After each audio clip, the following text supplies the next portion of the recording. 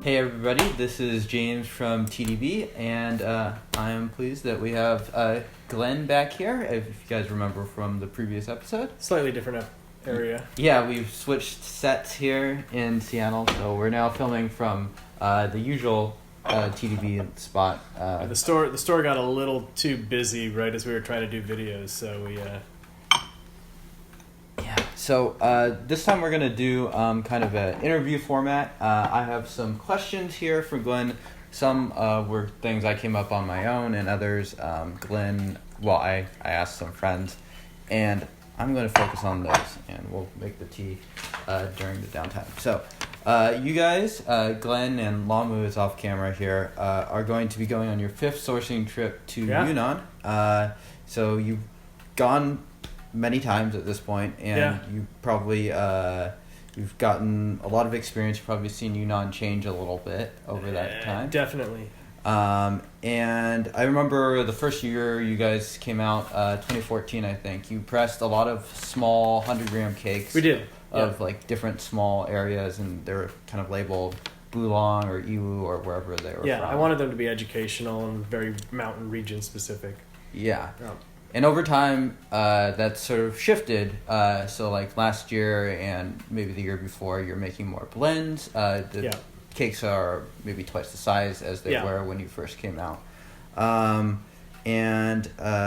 So do you look at these sort of sourcing trips differently now that you've gone so many different times? Sure. Yeah. I mean, the first year, I'll admit, we had no idea what we were doing. When we went there and we just dove headfirst right in and just learned by doing. Worked, got my Chinese driver's license, borrowed her dad's little station wagon, and then we just drove to the tea mountains.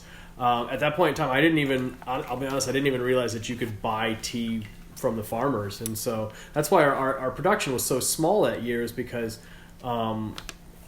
we'd talked to some factories, and some factories are like, hey, we can't, you can only do you got to buy 10 metric tons of tea from us, and then we'll press it and stuff. And then we just, all these things we didn't realize. And we learned a lot of stuff the hard way that first year, just kind of going there and just, buying things, then finding out where to get it pressed and where to get labels made. And, it was nice. It was a definite learning experience. And, so most of those places, so each place that we went to, like Bulong or Iwu, we only bought 3 kilos of tea, right? We went to buy these teas, and this, I'll buy 3 kilos, and the farmer's like, oh, you mean you want a sample? And I was like, oh, geez, for us, 3 kilos seemed like a whole lot. So, we only pressed just a handful, and that's why we pressed it in, 100 grams, because we wanted to have as many people be able to experience it as possible. But realistically, 100 grams is just, it's way too small, and a fifth of the tea is 20 grams of the tea's in the bing hole, which is pressed super tight, and people don't really drink the bing holes mostly. So I found that 200 grams is a really nice little price to size window that works pretty well for the Western market. Gotcha. And so I guess this is sort of off the cuff, but if you had gone back to those same areas that you went to in 2014, do you think they'd be pretty different, or do you think, for instance, with the price have changed? Yeah. We actually have continued to work with a lot of those farmers, which is interesting. And some things have definitely changed. Prices changed. Some of the farmers have gotten better about doing some production.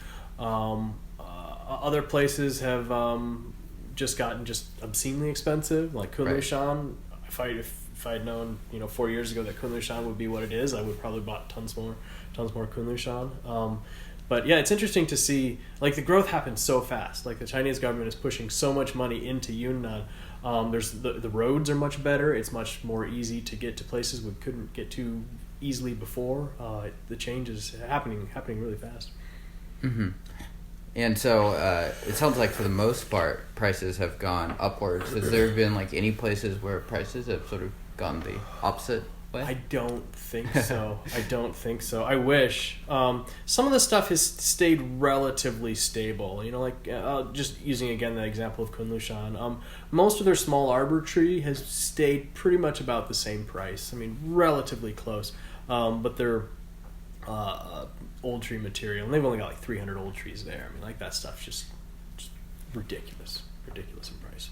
And so you sort of we were talking because I go to Phoenix Tea now and then, and we talk about that different topics of like going to Yunnan and whatnot. So it sounds like you get a lot of these prices before you even go. So you have some idea of the prices and where you might go on your trip before you step on that plane. So we've worked really hard to maintain the relationships that we've built. It's really nice. Most there's a really decent cellular internet infrastructure in Yunnan. Most every Chinese farmer even has a smartphone. They may not be able to read or write, but they can. They all use WeChat, and they use like the WeChat like microphone feature or walkie-talkie feature, so we can actually talk directly with the tea farmers that we work with nearly year round. So we've already talked to most of them about places that like teas that we've bought in the past and we've wanted and how we want them to do processing and things like that. So we generally are in constant contact throughout the year with the tea farmers. They'll send us samples of like their autumn harvest, and we can do a lot even when we're not there. Okay, interesting, because I know you guys only go out basically once per year, right? Yeah. So you might end up acquiring some autumn harvest even though you're remote. Yeah. So like our Moon Princess material was an autumn harvest from a farmer that we had met that spring. And we bought that. He sent us a sample of the material, and we tasted it here. We really liked it. We bought it, and then we pressed it when we went back. And we've got some a new autumn material that we'll press probably the first week when we get back. That'll be able to be ready quicker than the spring stuff, because it'll take us a little while to harvest the spring things. But and we talked a little bit about last time about blending, specifically in regards to sort of like your Jade Rabbit production that you have coming out this year. And that's obviously been another thing that you and Lamu have focused on, just offering as a product, more blends rather than being like, oh, this is from this one farmer in Iwu. How's that come about? Has that been just sort of Well, I think the first time I created a blend was our Hidden Song blend, and that was from the Baying Shan area, and they had such a unique diversity of tree varietals there. Each one was very interesting and unique, and I really wanted to kind of come up with an essence of Baying Shan that would kind of have a little bit of all of it. So started experimenting with that blend, and it actually worked out really well. And then it just gave me, as I tried more teas, and every time we go there, it's an educational experience. Like I work with tea vendors, and I talk with tea vendors and producers, and I try to I try to learn more, and I wanted to kind of create new things. Like I think I mentioned in the last video, that's an opportunity where I can put some creativity into it. Got it. Yeah. And so for the person that has it sort of in the long run, for me personally, I like blends because I think it can offer a more complex, interesting, layered product. So sure. I think there's I don't know. I personally gravitate towards blends naturally as well. So yeah, it's interesting because it's not easy to find like a single tea that kind of like hits at the 10s on everything. Generally, especially single farm, you can have some diversity, but when it gets down to like single tree type stuff, there's usually something that's lacking in that a blend can actually kind of work with. Yeah. So moving along, you have been in business also for 5 years now. 5 years, yeah. And TeaDB has actually been around for a very similar time span. So you can find Glen Lamu in some of our very earliest videos. So I guess Denny and I have seen like sort of waves and shifts throughout the Western tea community. Yep. Some people leave, some people come, but for the most part, I feel like there's a growing amount of sort of knowledgeable, passionate tea people. Have you noticed much? And you guys do probably way more interfacing with Western people than even Denny and I do. And no, I've definitely noticed that. So one of the first things that I realized, I mean, like I like to say I'd been looking for this tea my whole life, but I didn't even know it existed. And so I knew that there were people like me who were also looking for this tea, but had no idea it existed. And we knew that one of the first challenges that we would have was we really needed to build the market, right? There was not, there was a niche market for Pu'erh, but it needed to be bigger than that before you could, reliably run a successful business on it, especially a successful business where you're trying to, feed your family and exist. So a lot of the first things that we did were definitely education focused. I spent a lot of time in social media, I spent a lot of time in RT on Reddit, and I would answer questions about Pu'erh tea, and anytime people had questions, there were always tons of questions. People were really, really curious about it because there was starting to be this spark. It was starting to grow. And what I've noticed recently, because I still spend time on Reddit, like, I don't have to answer questions anymore. Like, everyone else jumps in and gives the exact same answer that I would have given, and I'm like, this is great. Like, people are starting to know, and they're knowing the right answers. Right? At the beginning, people would be like, oh, well, this is this, and I'd be like, well, maybe look at it this way and kind of maybe change people's opinions. But no, people are sharp. They learn fast. They're really, really, really hungry for information. Stuff like TeaDB is like really great for people who want to just. You have so much information in your videos and on your site that people really they're hungry for it, and they take it like sponges and they just like soak it up, and there's been a definite notice in increase in education among the tea drinking consumers in North America for sure. Yeah, I totally agree. I've noticed something similar, of course. Reddit, I think, is a great example of it.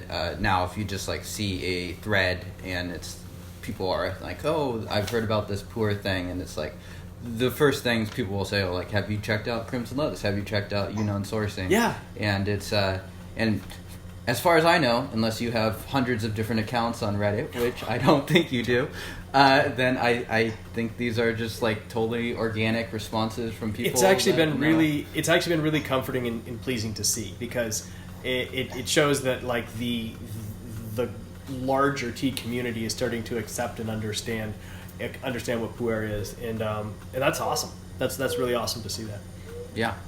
Okay, so I guess getting a little more topically into Pu'erh here. So I think one thing I've really noticed in the past year or so is that there's been these really premium Shupu ripe productions that have come into the Western market. Yeah. Some of it's been from you guys. Yeah. I think like the Black Gold and Stormbreaker. Yeah. And there's been a few from Yunnan sourcing as well. Yeah.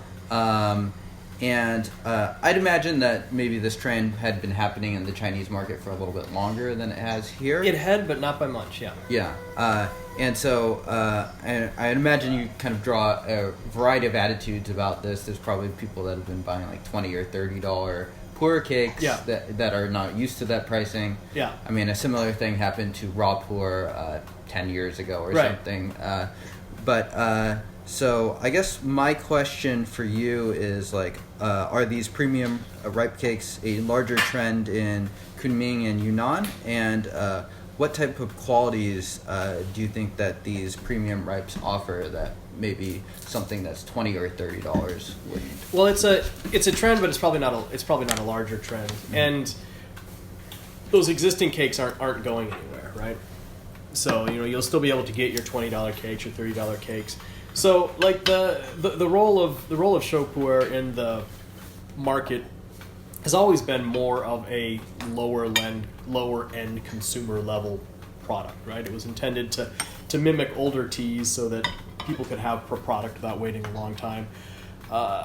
Most of the tea made for the last 40 years or so since the introduction of Shou Pu'erh has been generally consumer level teas. They were made from cheap materials, and they were made to be sold. They were made to be sold cheaply. That said, people have recognized, maybe accidentally, when they create a tea that tastes better than it should for a Shou Pu'erh, that there is the potential for a higher end Shou Pu'erh. And some of the people that we work with have been really experimenting a lot, maybe just in the last 4 or 5 years, with making better Shou Pu'erh and just seeing for themselves what's possible. I mean, if you think about it objectively, the only way to get better show pu'erh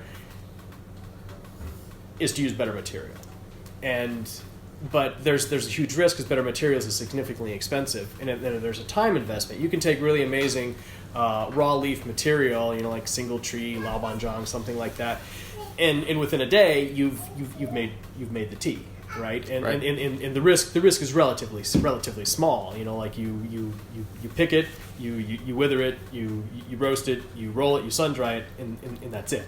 And those skills are relatively easy to understand. But when you move into the show pu'erh world, it's tough. It's a lot tougher because you've got multiple months and you need 10 metric tons of material to get started. And there's a significant risk, and so a lot of people don't want to do it. But they've been slowly starting to experiment. They experiment a little bit here, and once somebody has a really high quality or high level of quality in their show pu'erh production, they want to try it with better materials, and so they've been slowly experimenting. There's a couple people that we've been kind of working with over the last couple years and just kind of checking out what they do and kind of like following them along. And every time we want to buy some of their really amazing material, like it's always sold in like a day. I mean, so there's a market for it, and we sit with some of the people in the Kunming tea markets where they're talking about like how they can make a higher level show pu'erh.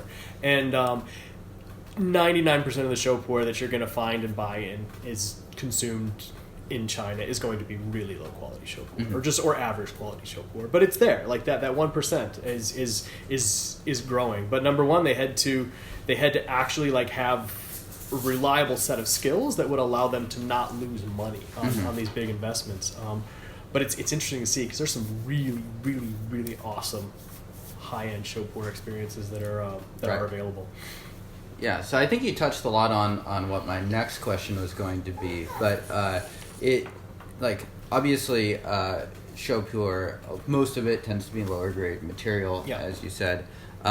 So do you think most of what would make it a premium product for these is just using better material for the process, or do you think part of it is like the process is like improved in some way? I think the process is probably improved about as much as it can be improved. Okay. They're doing some experiments where they're making they're trying to perfect small batch show pu'erh so they can do more experiments. So they'll do like show pu'erh like in a basket, or they'll do show pu'erh like on a wooden table. But the people who are generally doing it the most are still continue to do it basically on cement.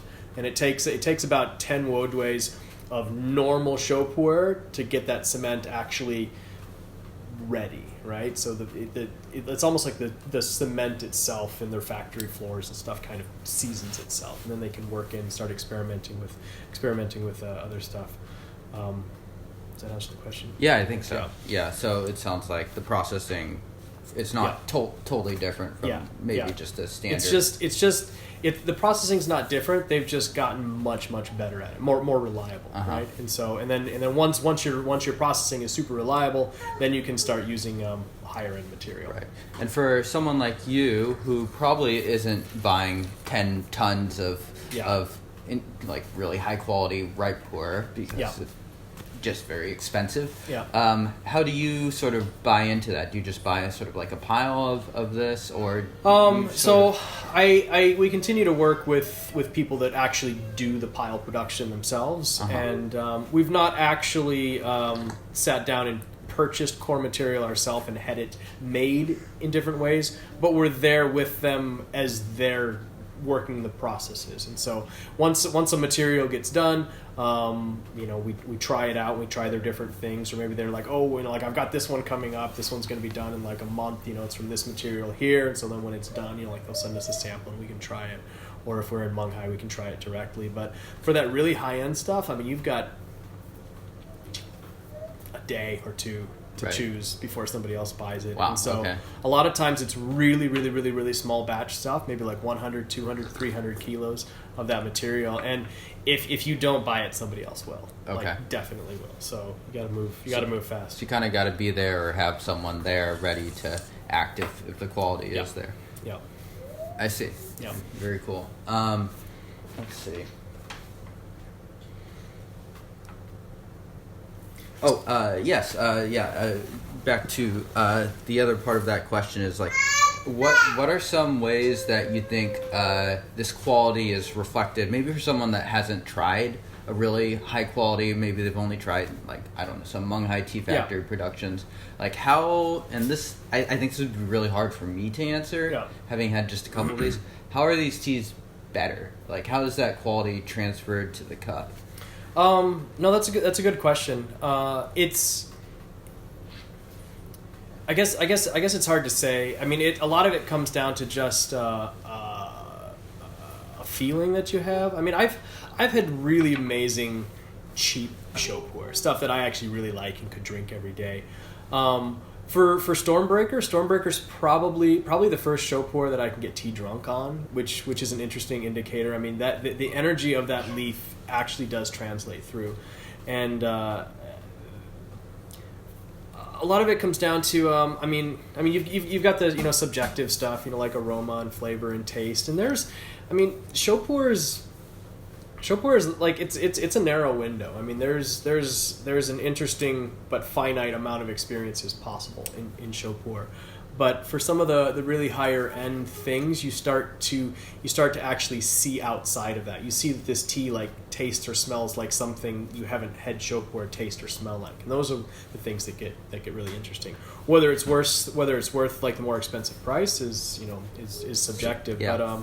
But in the case of Black Gold and Stormbreaker, I mean that was something that Lamu and I had a lot of discussions about. It's just like, okay, well, this material is ridiculously expensive, and we don't sell anything that expensive in a show pour. Like, it's hard sometimes to make that business decision. Like, are enough people going to actually be able to recognize the quality in this to make it worth the price to them? And so we kind of took a gamble on both of those, and I think they both turned out really nice.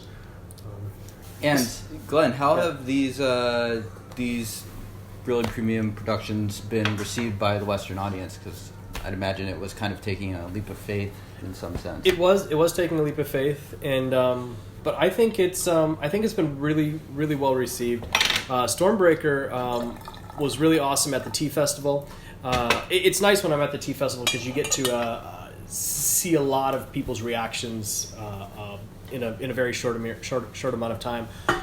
In Stormbreaker, everyone was coming by and they're like, "When are you brewing Stormbreaker? When are you brewing Stormbreaker?" Like, so we set a time, like, all right, I'm going to brew it at 3:00, and then there was just a pile of people that would come back because they were waiting for it. And so I think they've been really, really, really well received.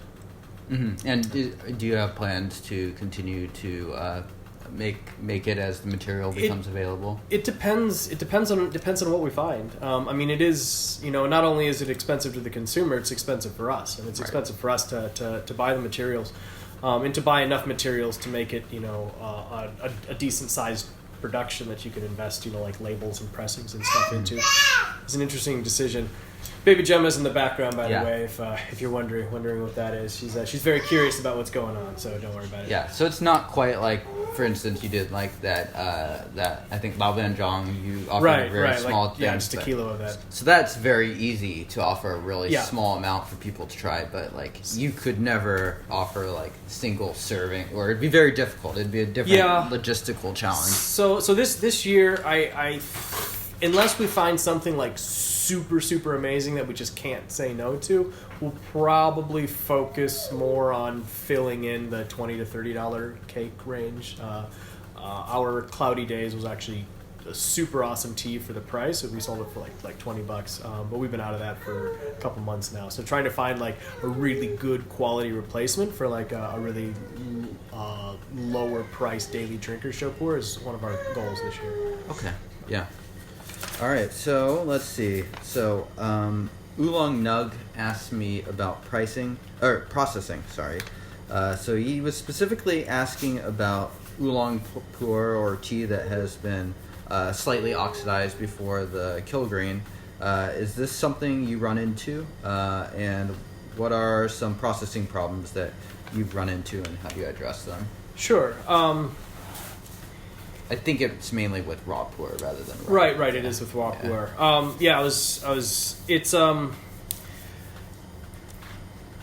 there's always going to be some level of oxidation that happens between when the tea is picked and when the actual kilgreen goes in.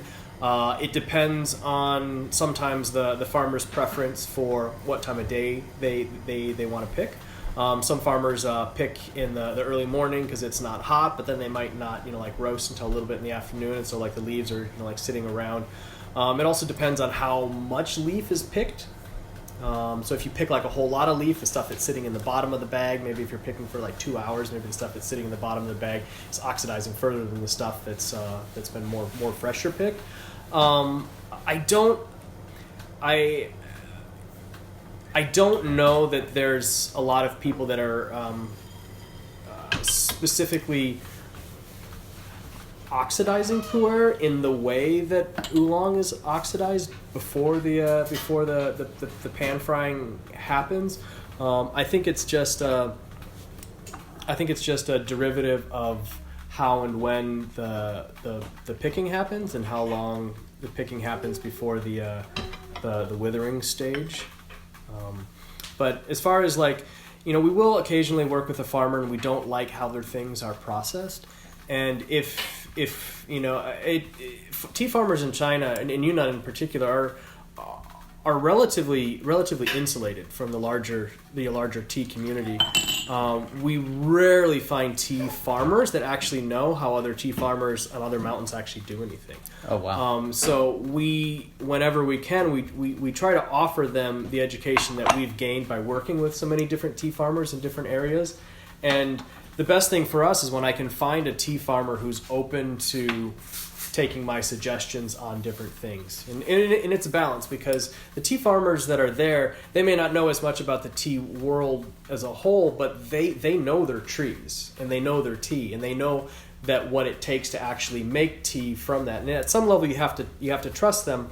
But sometimes if they're open to, like, hey, like maybe if you could do the shacheng at like a little lower temperature, or you could do it like this, we can offer, different little bits of feedback. And then if they're open to that, and then that's great, because then we can continue to work with them, and they can make the tea closer to what we ask.